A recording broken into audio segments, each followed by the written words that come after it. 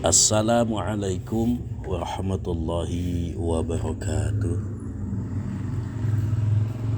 Alhamdulillah, segala puji bagi Allah subhanahu wa ta'ala.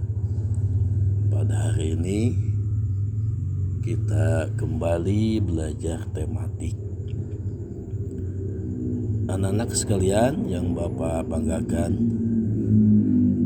sebelum kita bahas pembelajaran, kita awali dengan membaca doa terlebih dahulu. Semoga Allah subhanahu wa ta'ala senantiasa menganugerahkan pemahaman kepada kita semua. Allahumma inni as'aluka ilman nafi'a wa rizqan thayyiba wa amalan mutaqabbala. Amin. Baik anak-anak sekalian, silakan buka halaman 93.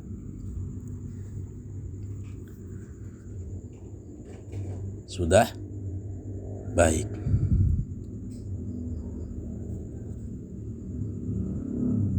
Ini gambar apa? Betul, gambar burung Garuda.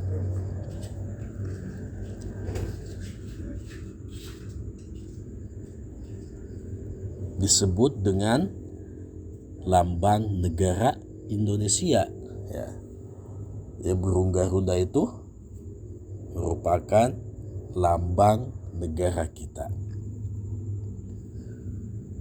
Garuda Pancasila adalah lambang negara Indonesia. Kita lihat sangat gagah, ya. Gagah berani. Pada kaki Garuda terdapat pita putih dengan tulisan Bhinneka Tunggal Ika. Ini ya, ini pita putih, ini tulisannya ini Bhinneka Tunggal Ika. Tulisan tersebut merupakan semboyan bangsa Indonesia yang berasal dari bahasa Jawa kuno. Bhinneka Tunggal Ika ini berasal dari bahasa Jawa kuno.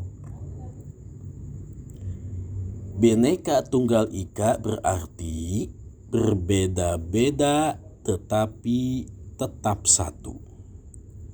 Arti Bhinneka Tunggal Ika berbeda-beda tetapi tetap satu. Ingat-ingat ya, dihafalkan arti Bhinneka Tunggal Ika. Jika diterjemahkan per kata, kata Bhinneka artinya beraneka ragam. Kata tunggal berarti satu. Kata ika artinya itu. Nah, bila digabungkan maka kata tersebut bermakna beraneka ragam tetapi tetap satu jua, yaitu Indonesia.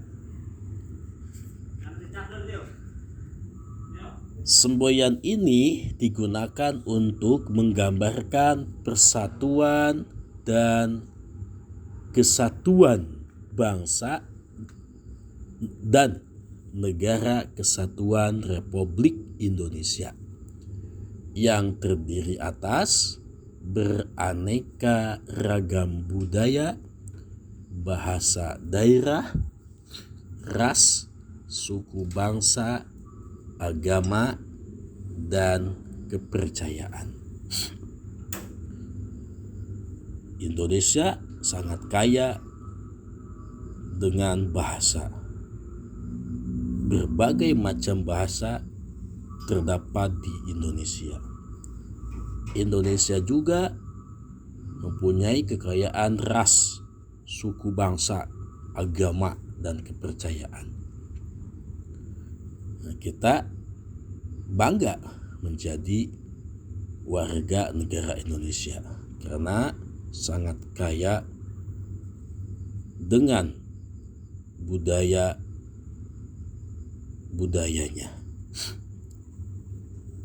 Bhinneka Tunggal Ika merupakan semboyan bangsa yang menyatukan bangsa Indonesia. Meskipun bangsa Indonesia berasal dari beragam suku bangsa dan budaya, tetapi pada hakikatnya bangsa Indonesia tetaplah satu kesatuan. Bangsa Indonesia terdiri dari berbagai suku bangsa. Masing-masing suku bangsa memiliki budaya yang unik dan khas, serta berbeda dengan suku bangsa lainnya. Oleh karena itu, bangsa Indonesia sangat kaya akan budaya. Perbedaan budaya seringkali menyebabkan perpecahan antar suku bangsa. Dengan berpedoman pada semboyan Bhinneka Tunggal Ika, maka perpecahan dapat dihindari dan kesatuan bangsa dapat terjaga. Anak-anak sekalian, ini tentang lambang negara kita, bahwasanya sekalipun kita itu memiliki banyak sekali budaya, namun perbedaan antar suku bangsa jangan sampai menyebabkan perpecahan, ya.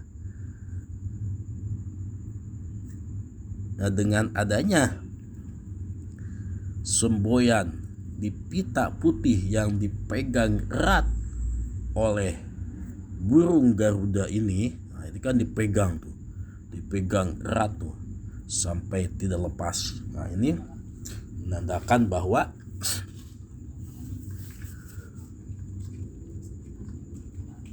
sekalipun berbeda suku bangsa, karena dengan semboyan ini maka tidak akan terjadi perpecahan, ya. Jadi kesatuan dan persatuan kita selalu terjaga kuat, ya, dipegang erat kesatuannya. Itu ya. Nah, di sampingnya ada pertanyaan-pertanyaan nih, ya. Pertanyaannya seputar lambang negara kita, yaitu Garuda Pancasila.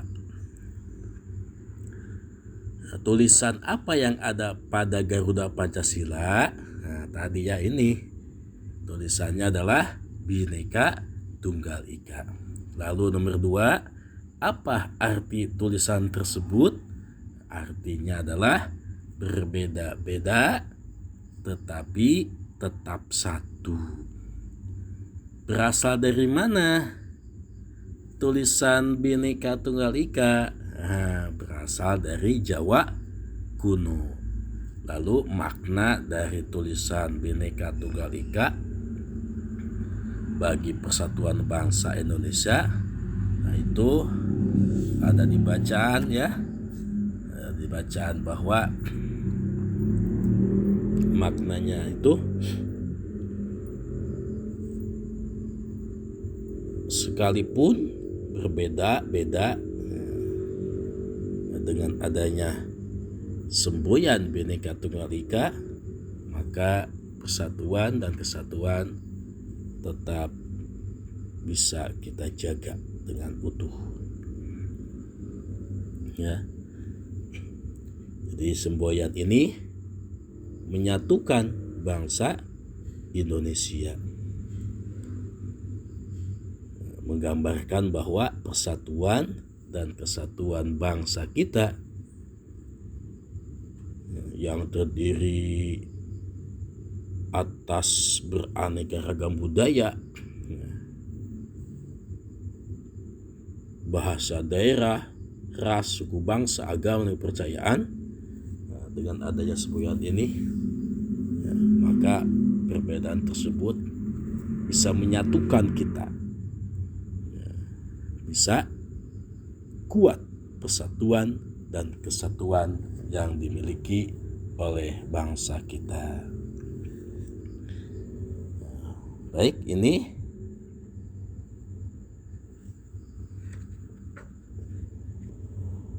di halaman 93 sampai halaman 94 tentang semboyan lambang negara kita. Jadi pembelajaran pertama diawali dengan muatan mata pelajaran bahas PPKN, ya. Ini termasuk pembahasan PPKN. Baik, anak-anak sekalian, kita lanjut ke halaman berikutnya. Halaman 96, ya. 96 itu muatan mata pelajaran PJOK ini, ya. Nah, PJOK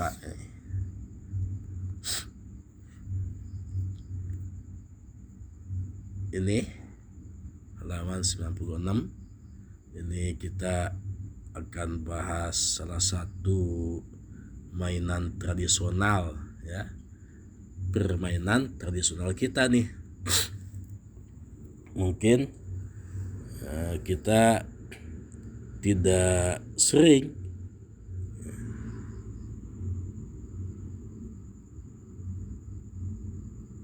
dan jarang mengenal ini, ya, permainan tradisional kita ini. Ini salah satu permainan tradisional yang dimiliki oleh Indonesia ini. Namanya galasin. Pernah dengar permainan galasin? Iya, nih. Gambarnya seperti ini galasin.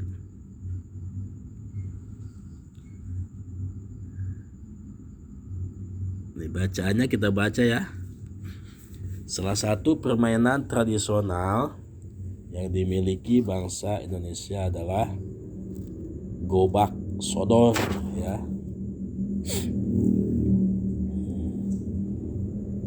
Permainan gobak sodor ada di berbagai daerah Indonesia, hanya saja mempunyai nama yang berbeda-beda di tiap daerah.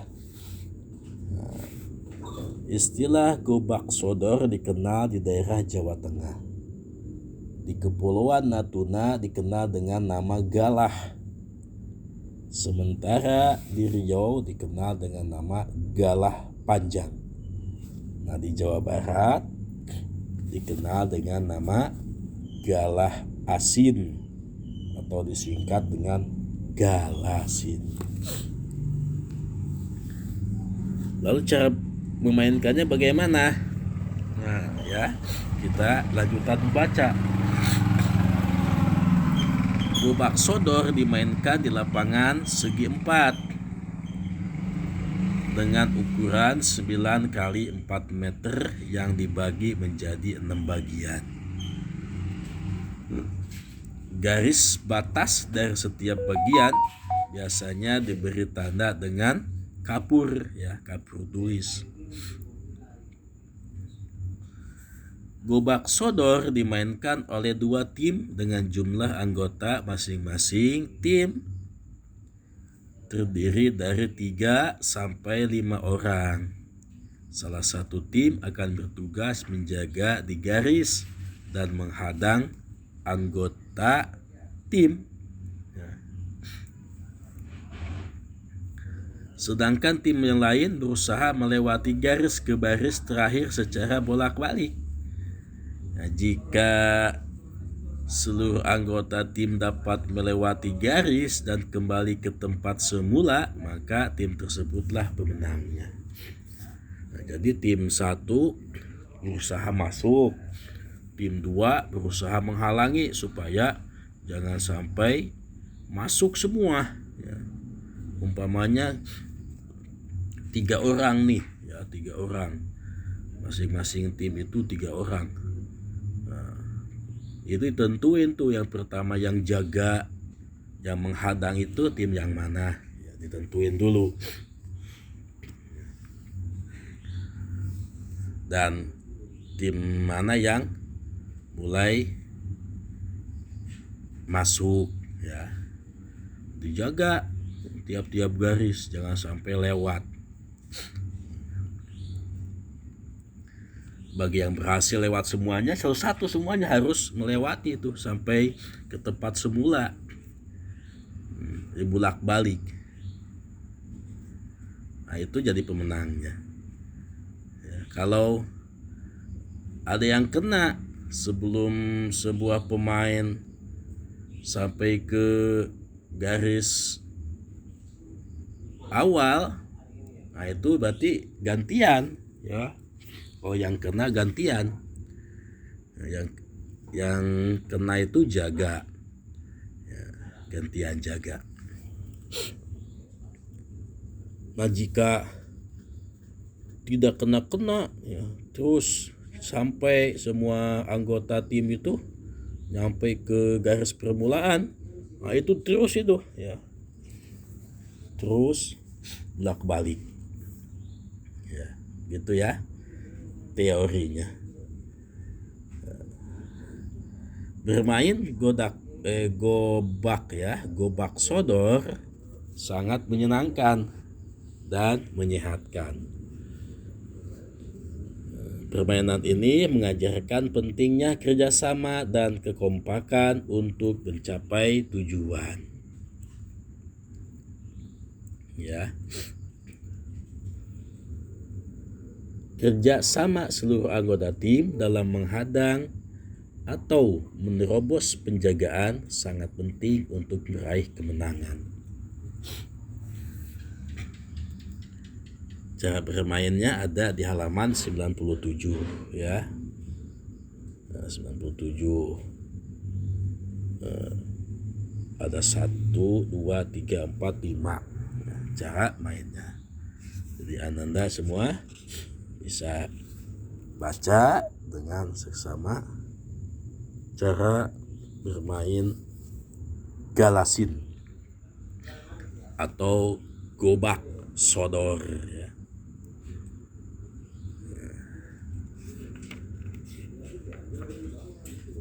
Itulah muatan materi pelajaran PJOK. Sampai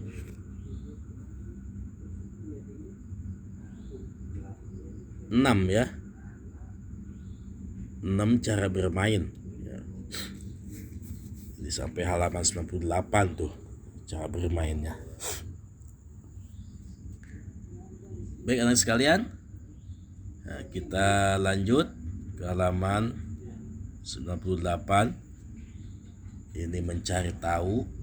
Kemarin kita sudah bahas tentang rambu-rambu, ya, rambu-rambu lalu lintas. Ini sebagai lanjutannya. Nah, masih banyak terdapat tanda rambu-rambu lalu lintas. Nah, ini sebagai tambahannya nih. Bapak sudah tuliskan nih. Kalian tinggal salin di buku tulis masing-masing, buku tema masing-masing, ya. Tanda seperti ini itu menandakan larangan masuk, ya. dilarang masuk. Lalu seperti ini dilarang membelok ya. Lalu yang kayak ini nih ya, panahnya ada yang lurus kecil tapi ada yang berbelok juga, itu dilarang mendahului kendaraan lain. Nah, ini selanjutnya peringatan ya. Kita ingat kemarin bahwa tanda yang berwarna kuning itu merupakan peringatan, tanda yang berwarna merah ya itu merupakan larangan.